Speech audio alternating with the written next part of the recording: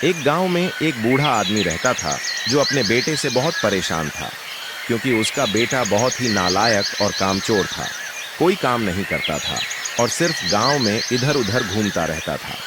एक दिन उस बूढ़े आदमी ने सोचा अपने बेटे को एक सबक सिखाया जाए। उसने बेटे को बुलाया और कहा, बेटा, घर के अंदर अलमारी में एक घड़ी रखी है, तुम उसे निकाल कर लाओ।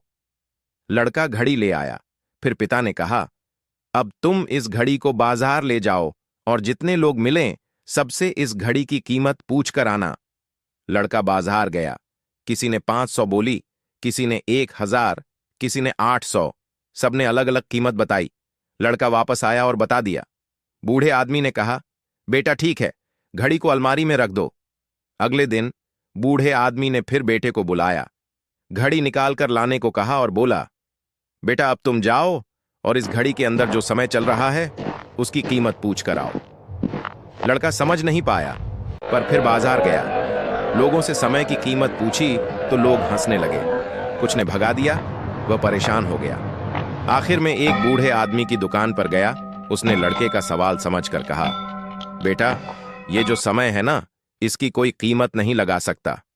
तुम करोड़ रुपये देकर भी अपनी जिंदगी का 1 सेकंड वापस नहीं ला सकते। इसीलिए अपने टाइम का सही उपयोग करो। टाइम की एक बुरी बात है कि वह गुजर जाता है और एक अच्छी बात है कि तुम इसे किस चीज में गुजरते हो, ये तुम्हारे हाथ में होता है। सबके पास दिन में 24 घंटे होते हैं, अमीर के पास भी, गरीब के पास भी। बस तुम्हारे हाथ में है कि तुम उस टाइम से क्या नया करते हो। अपने एक एक पल का हिसाब रखो। उस बूढ़े आदमी की बात सुनकर लड़के की आंखें खुल गईं और उसमें एक बड़ा बदलाव आ गया। वह घड़ी लेकर पिता के पास आया और सब बात बता दी। उस दिन के बाद से उस लड़के की जिंदगी बदल गई। दोस्तों कहते हैं कि टाइम सबके लिए फ्री है लेकिन प्राइसलेस है। तुम इसे खरीद नहीं सकते लेकिन इसे यूज कर सकते हो। तुम इसे रख नहीं सकते लेकिन इसे स्पेंड कर सकते हो, और एक बार इसे गंवा दो तो कभी वापस नहीं पा सकते।